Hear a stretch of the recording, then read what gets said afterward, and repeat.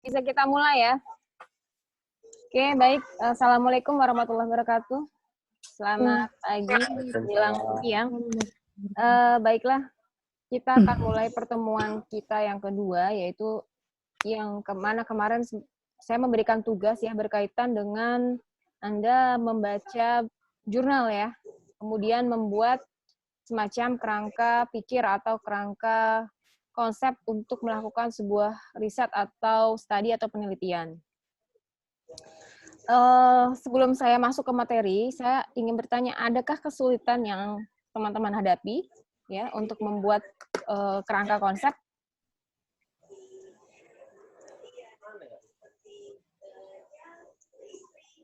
Ada nggak kesulitannya?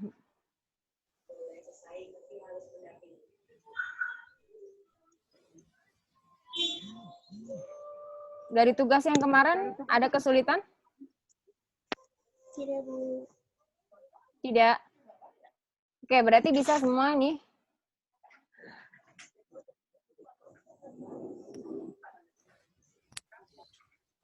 Ada Heni, ada Hani, kemudian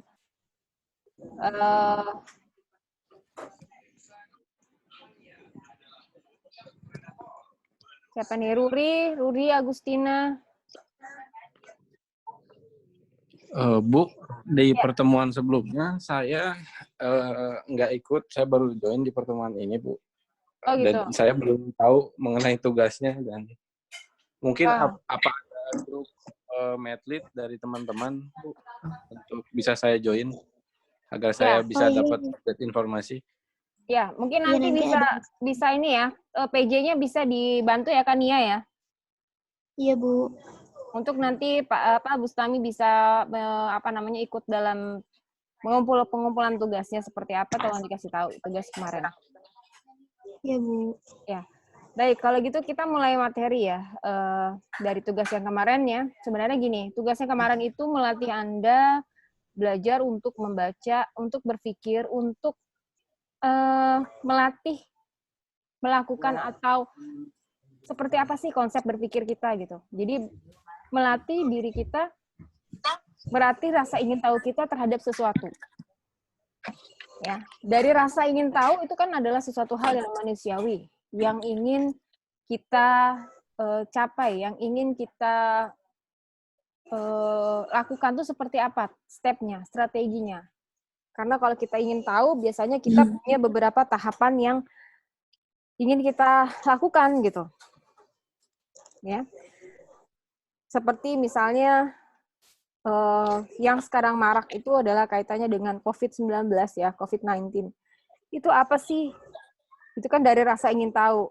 Sehingga Anda semua ingin mengetahui apa sih COVID-19, apa sih pencegahannya, apa sih yang harus dilakukan, gejalanya seperti apa ya. Kira-kira seperti itu, benar nggak? Ya. Begitupun juga dengan hal-hal lainnya, ya. Jadi gini, dari rasa ingin tahu yang sifatnya secara manusiawi dan ilmiah itu ada setiap orang, hingga kita memiliki konsep berpikir. Ya, ini kita lihat di The Magic Years ya, Selma Freiberg ya, Freiberg ini tahun 1959. Dia mengcategorize Studler as a scientist basically solving ya an earnest mission. Jadi jadi di sini seorang anak balita itu ingin memenuhi apa sih yang ingin dia tahu untuk menciptakan atau untuk menggoalskan, untuk membangun sebuah struktur logisnya mereka terhadap suatu objek yang menurut dia tuh aneh dan ingin melakukan segala sesuatunya ini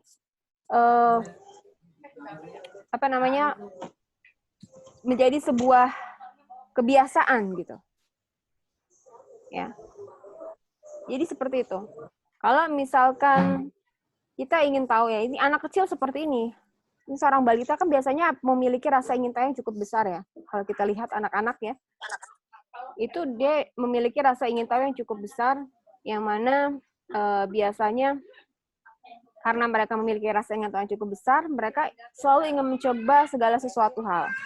Jadi dia ingin mengetahui sesuatu hal dengan cara yang dia punya, yang menurut dia itu adalah logis, ya. Entah itu dalam bentuk misalnya mungkin dia yang bisa membahayakan diri dia juga gitu sebenarnya.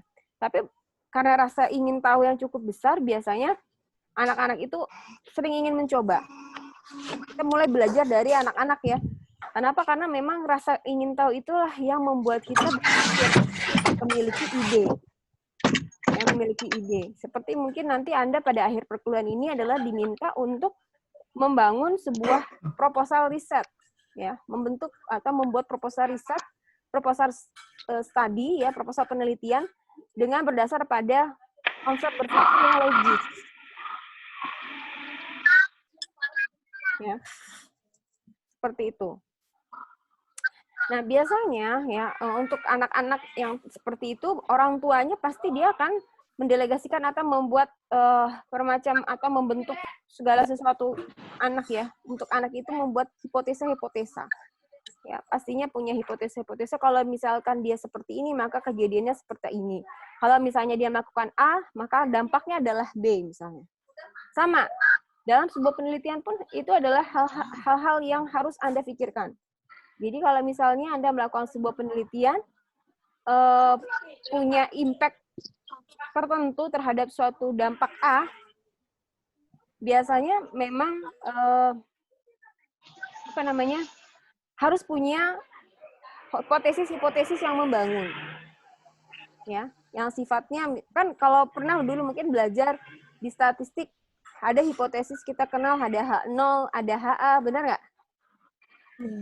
Iya. Nah, yang kita harapkan yang mana? HA atau H0?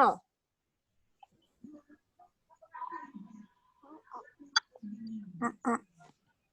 Ya? AA. HA, alternatif ya. Artinya kalau misalnya H0 ditolak, maka HA diterima dengan misalnya bla bla bla bla bla gitu ya. Benar nggak? Benar nggak begitu? Oke. Artinya di sini dengan pola pikir yang tadi kita lanjutkan, contohnya ada objeknya adalah anak gitu ya. Anak itu juga dia orang tua punya hipotesis-hipotesis tertentu. Dan ini juga perlu dilakukan uji coba pada mereka, ya. Kemudian ada yang namanya dilakukan pengulangan, sehingga memotivasi biasanya si anak ini bisa lebih mengerti. Kalau dilakukan berulang, dia biasanya agak lebih paham. Ya.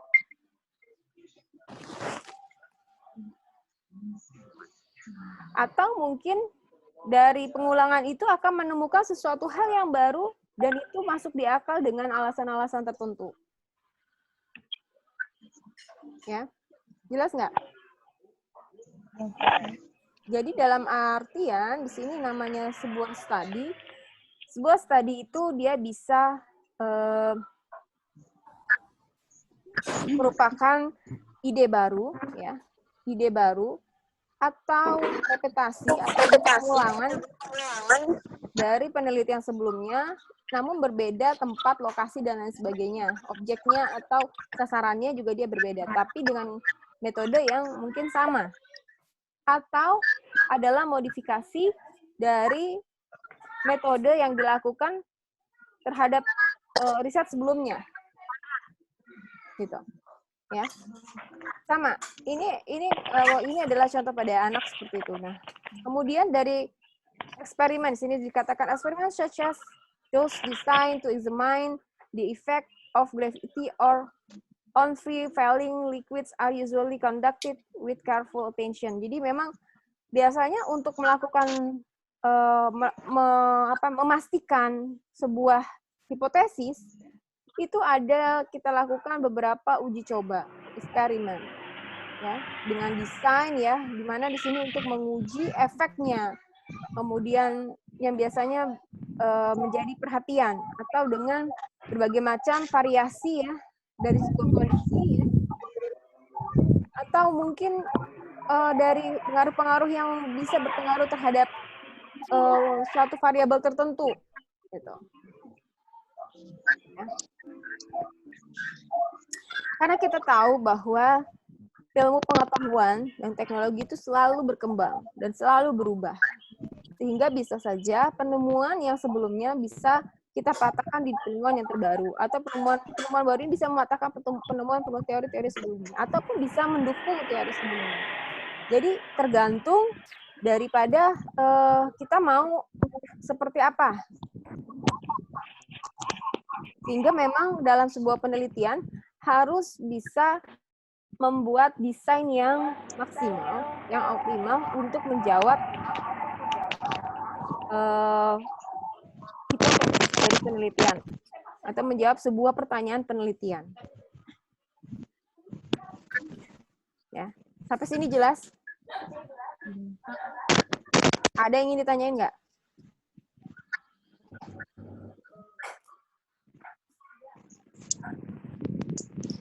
Suara saya jelas ya? Penyampaiannya jelas nggak? Jelas, Bu.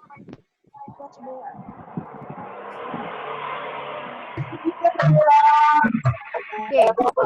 Nah, apa sih yang diharapkan dari penelitian dari mata kuliah ini? Paling tidak ini membantu mahasiswa ya, calon pemuda peneliti memahami dan mendalami riset dengan baik dan tuntas. Harus punya pemahaman ini, kemudian biasanya juga harus memahami komponen-komponen penting dari riset, kemudian harus paham tentang riset yang tidak terbatas pada penyusunan hipotesa, penetapan kaidah kuantitatif dan tabel-tabel dan Suara ibu kurang jelas sekarang, Bu. Ada backsound-nya. ya. Suara ibu nggak terdengar jelas sekarang karena ada pengajian atau apa ya, Bu? Backsound? Apa bukan dari ibu ya? Saya bukan dari suara saya nih. Coba ya. Dari Tanti, dari suaranya Tanti. Iya, dari suaranya Tanti, Bu.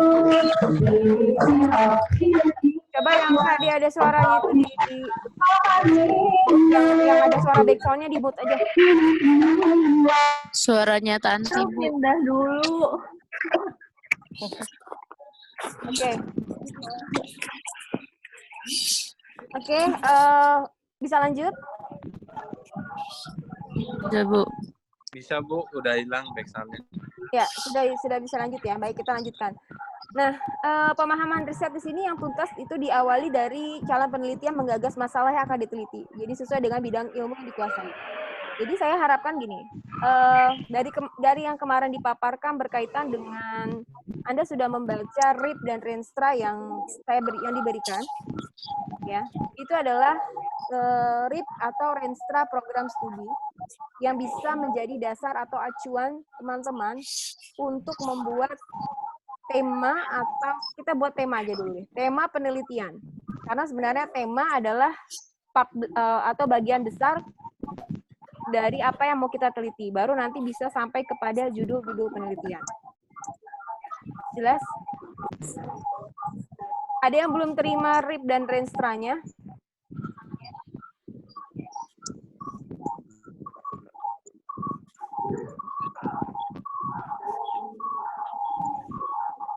Ada yang belum terima?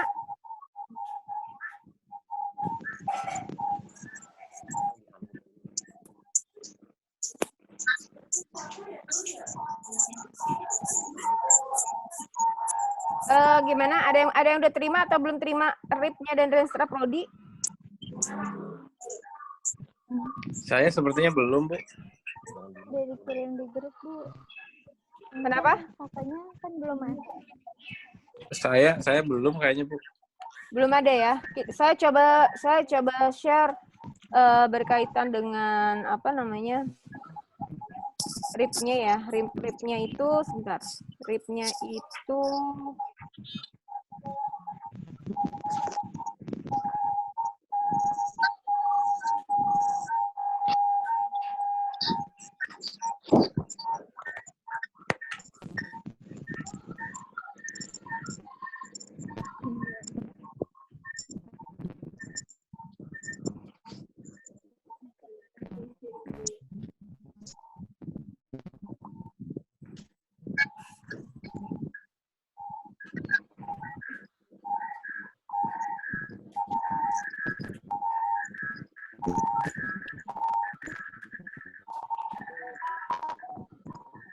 Bentar ya, saya coba share supaya teman-teman bisa membaca ya kaitannya dengan RIP atau Renstra yang kita punya, sehingga nanti kita pada saat pembahasan kita bisa tahu bahwa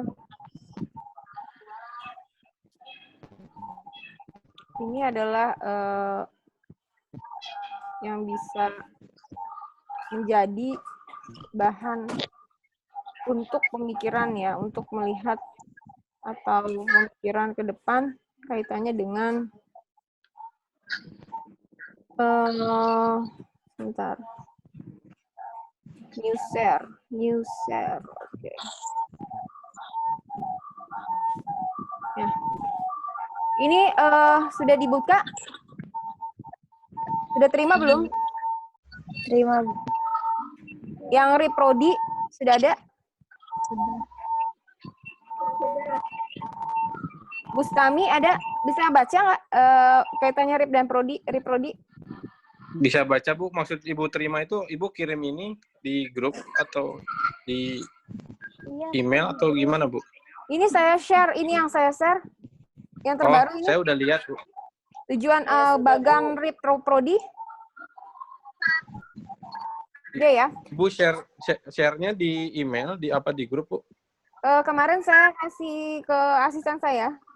Jadi mungkin di grup kayaknya. Saya belum terima, nanti saya baru join grup, nanti saya tanya ke Kania ya, Bu.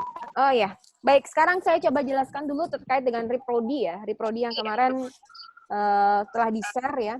Jadi kita punya rencana induk penelitian. RIP itu adalah rencana induk penelitian program studi, di mana di sini ada klasterisasi Riprodi itu ada 4 core competence. 4 core competence ini teknologi pangan dan gizi, manajemen institusi ya, kemudian ada gizi masyarakat dan gizi klinis.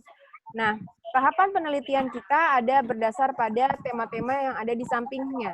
Yaitu di sini ada masalah diversifikasi pangan ya, kemudian ada masalah pengaruh kebijakan, penjaminan mutu gitu ya. Ini ada di sebelah sini. Kemudian berkaitan dengan tahun-tahun penelitian ya, karena kita sudah masuk ke 2020 sehingga yang kita fokuskan adalah terkait dengan model dan implementasi program. Jadi memang kalau teman-teman misalnya pengen melakukan penelitian, di sini kita sudah sampai pada tahapan pengembangan, kalau untuk pangan ya, teknologi pangan dan manajemen institusi, di sini sudah sampai tahapan pengembangan pangan lokal, multi gizi ya, dan fortifikasi untuk diversifikasi pangan. Jadi di sini nanti topik-topiknya berkaitan dengan itu. Entah mungkin misalnya ada yang mau mengembangkan terkait dengan produk diversifikasi, ya seperti itu. Itu dikembangkanlah itu. Jelas ya? Nah, kemudian ada misalnya sistem pengembangan sistem manajemen pelayanan makanan institusi. Saya sudah ada model terkait dengan manajemen pelayanan makanan institusi. Itu dikembangkanlah di situ. Kemudian berkaitan dengan gizi masyarakat dan gizi klinis, mungkin di sini sudah sampai pada tahapan pengkajian status gizi yang berdampak pada kesehatan, kemudian pengembangan program intervensi gizi baik preventif maupun kuratif ya pada manusia melibatkan aktivitas fisik dan latihan di sini. Kemudian pengembangan media pendidikan gizi dan pengembangan intervensi gizi secara in vitro dan vivo. Jadi memang penelitian kita sudah sampai pada tahapan ini, sehingga nanti teman-teman bisa melakukan kajian klinis ya yang sudah sampai pada tahap model dan implementasi program, sehingga misalnya sudah sampai tahapan bukan lagi misalnya gambaran ya, bukan lagi pencarian model, tapi sudah melihat impact atau pengaruh ataupun perbedaan gitu dari dua model bisa seperti itu ya. Itu sudah sampai dengan tahapan yang seperti itu. Sampai sini jelas? Jadi karena memang di akhir perkuliahan ini ya di UTS ini teman-teman diminta untuk membuat proposal penelitian ya. Sehingga saya berharap konsep idea itu sudah didapatkan. Ada yang sudah mulai menyusun? Sudah, Bu. Sudah. Oke, kalau begitu diperhatikan ketika menyusun itu dia teman-teman masuk ke dalam kategori yang mana? Model implementasi sudah masuk dalam matriks itu belum?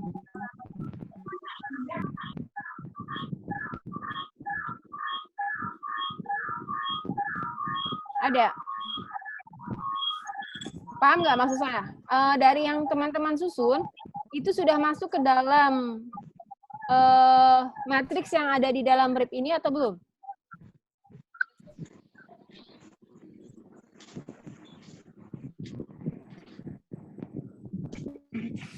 Belum?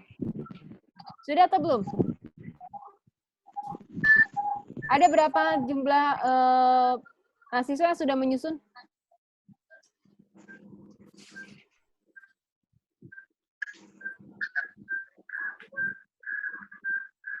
Halo.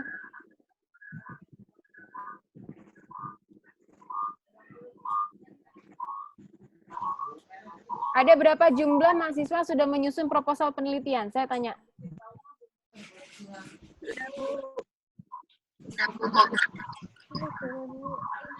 Nah, yang sudah ini saya bertanya, apakah judul penelitiannya sesuai dengan brief dari yang saya share atau tidak?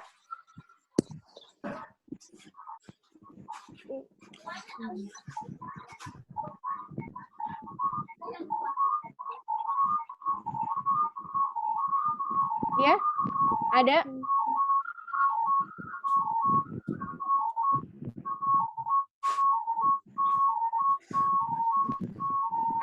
Adakah?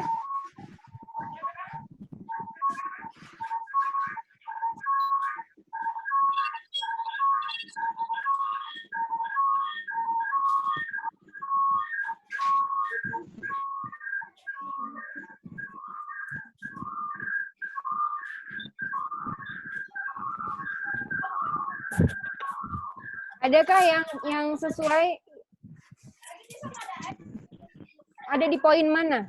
Kalau memang ada, misalnya apakah di teknologi pangan, kemudian dengan pengembangan produk, atau mungkin masuk ke masyarakat dan klinis? Kalau ke masyarakat mungkin. Kenapa? Ada yang ke masyarakat? Ke masyarakat. Kalau kuliah. SPM dulu. MSPM, oke. Berarti sudah masuk dalam tahapan model dan implementasi ya. Jadi sudah tidak ada lagi yang sifatnya hanya mendeskripsikan atau memaparkan gambaran. Jadi sudah harus dalam model dan implementasi program. Oke. Sampai sini ada yang ingin ditanyakan?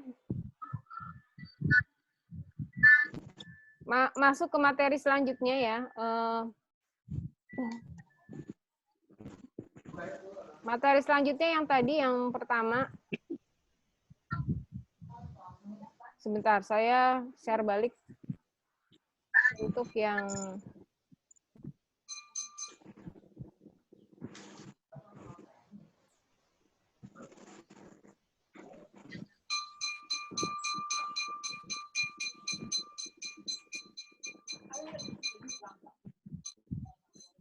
Oke, yang selanjutnya adalah yang kita lanjutin materi yang ini ya. Sudah ada PowerPoint-nya ya, balik lagi ya. Ya, sudah Bu. Nah, karenanya dari beberapa tadi untuk membuat sebuah konsep penelitian, maka perlu adanya penelusuran kepustakaan. Perlu adanya masalah atau topik ya, penentuan masalah atau topik penelitian dan penyusunan pertanyaan tentang riset tadi, pertanyaan-pertanyaan riset. Kemudian dari situ baru bisa memilih rancangan penelitian yang seperti apa, membuat hipotesa, kemudian perlu ada memilih variabelnya, menyusun konstruk dan konsep, memilih instrumen ya, dan teknik pengukuran, menghitung besaran sampel, analisa statistik ya, kemudian melakukan validasi dan seterusnya sampai pelaksanaan risetnya seperti apa. Nah, dalam penyusunan pelaksanaan riset juga memerlukan kepiawaian merancang dan mengelola waktu, tenaga, dana, organisasi termasuk koordinasi dan kepemimpinan. Jadi kalau melakukan riset itu tidak mungkin kita melakukan sendirian.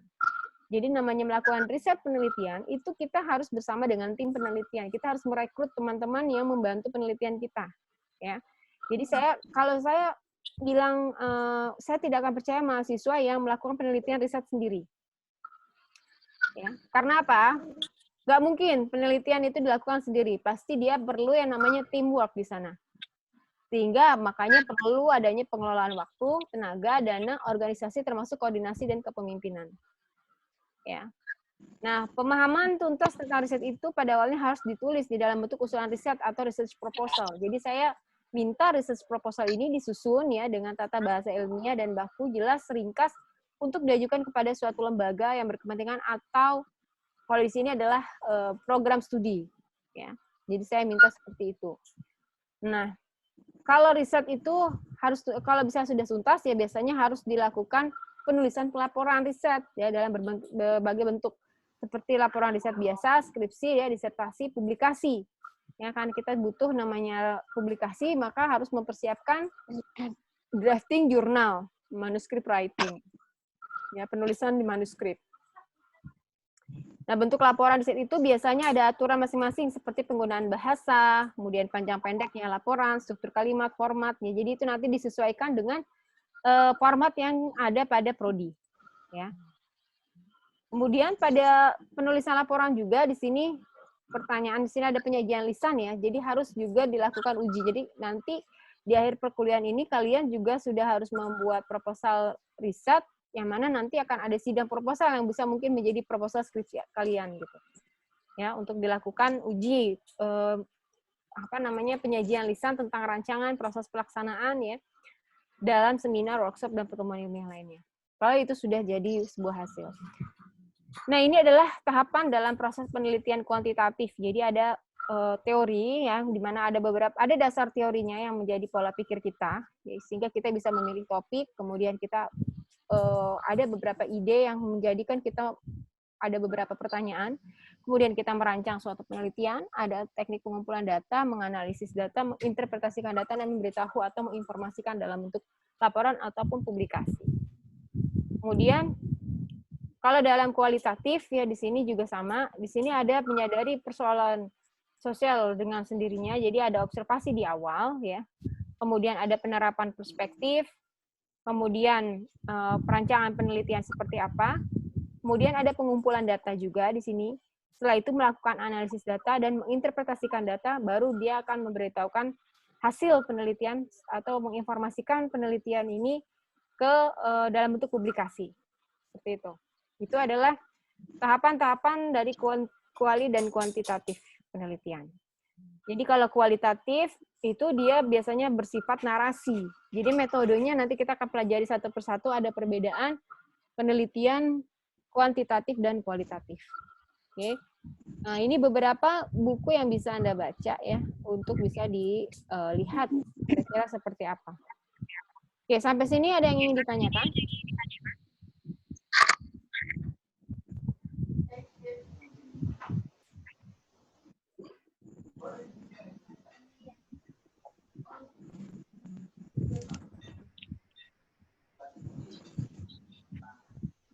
Ada yang ditanyakan?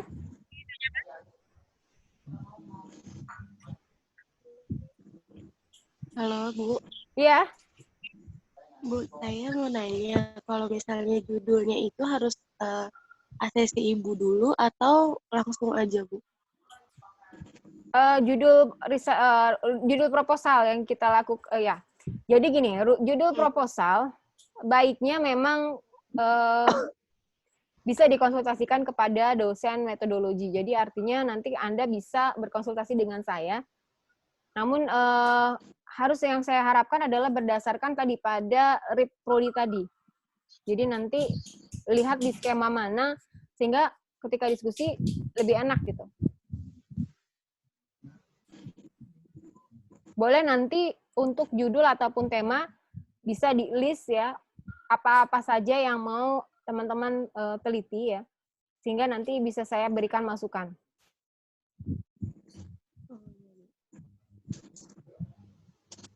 Oke, ada lagi yang ditanyakan?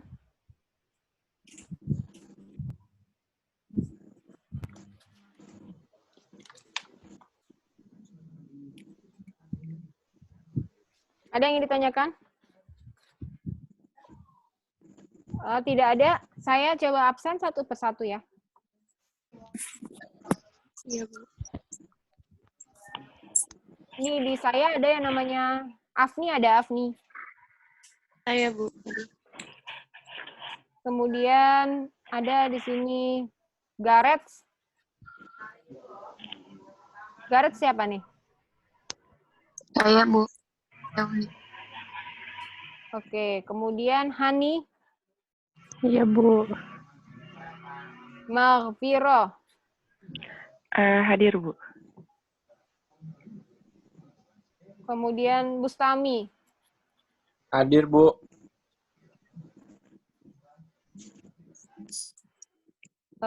kemudian Kania. Kania ada Kania? Iya ada Bu. Isnaini, Hadir Bu. kemudian ini yang pakai Redmi siapa nih Redmi? Saya Bu, Anissa Nabila, Bu. Anissa Nabila. Kemudian Ruri, ada Ruri. Hadir Bu. Kemudian mana tadi? Rustiana, ada Rustiana. Hadir, Bu. Ada, oke. Dara, ada Dara. Hadir, Bu. Oke. Dara. Sera, Sera. Hadir, Bu. Kemudian Nur Fitria. Hadir, Bu. Prayas kita. Praya, ada Praya. Praya, ada Praya. Praya ada.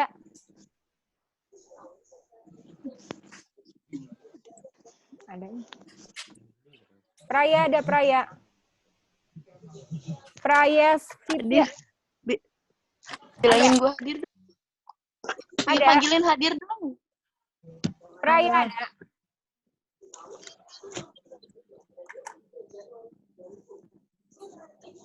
Yang Galaxy J7 siapa nih?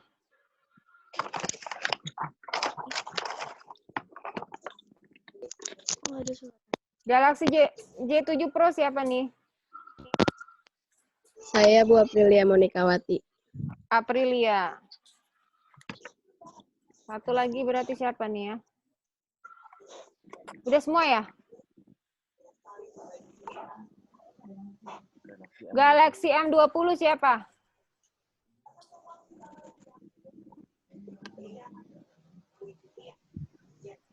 Ini yang pakai Galaxy M20 siapa nih?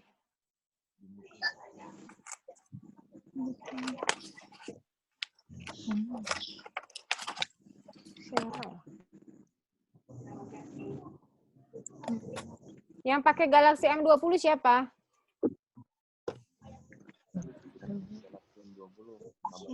Namanya nggak timbul nih.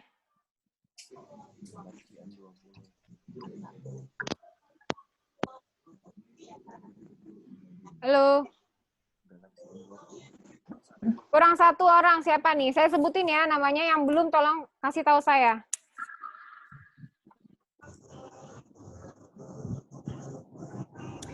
Afni, Gareth, Hani, Maghfirah, Bustami, Kania, Isnaini, Anissa, Ruri, Rustiana, Dara, Sera, Nur Fitria, Praya Sita, Aprilia. Siapa lagi yang belum?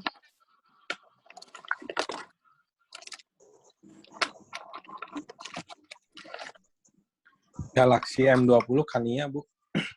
Siapa? Dia Jihan nih. Bukan sih. Bukan ya? Nur Fitria bukan, Bu. Nur Fitria sudah ada. Santi, bukan. Santi. Santi. Bukan. Santi. Oh, Santi. Santi, Bu. Pris, Santi. Oh ya. Oke. Jadi saya sebutin lagi ya. Saya sebutin lagi. Di sini yang ada di saya Afni, Gareth, Hani, Maghfirah, Bustami, Kania, Isnaini, Anissa, Ruri, Rustiana, Dara, Vera, Nurfitria, Praya, Aprilia Pristanti. Ya, sudah semua. Sudah. Ibu Galaxy M20 kan Bu hadir. Kenapa? Jihan Bu, yang Galaxy M20. Siapa? Hani. Jihan, Bu. Oh, Jihan. Oke. Jadi udah semua ya? Iya, Bu. Iya, Bu. Total peserta semua ada 16 ya? Iya, Bu, 16. Iya, Bu. Oke, baik. Baik ya. Ini jadi untuk tugas hari ini ya, saya berikan yang masih belum membuat konsep ya, kerangka berpikir tolong dilengkapi. Kemudian saya minta Anda membuat dari kerangka berpikir, membuat sebuah pertanyaan penelitian. Ya. Jadi membuat sebuah pertanyaan penelitian ya, dan hipotesis. Jelas tugasnya? Baik. Ya. Jelas, Jadi Bu. dari kerangka yang Anda buat, tolong dibuatkan ya, pertanyaan penelitian dan hipotesis. Baik, Bu. Ya. Itu saja ya untuk pertemuan hari ini. Nanti kalau sudah tugasnya bisa dikumpulkan ke Kania ya sebagai PJ-nya, baru nanti melaporkan ke saya. Ya, untuk Bustami tolong koordinasikan sama PJ-nya ya. Baik, Bu. Makasih. Ya, baik. Sekian dari saya. Assalamualaikum warahmatullahi wabarakatuh.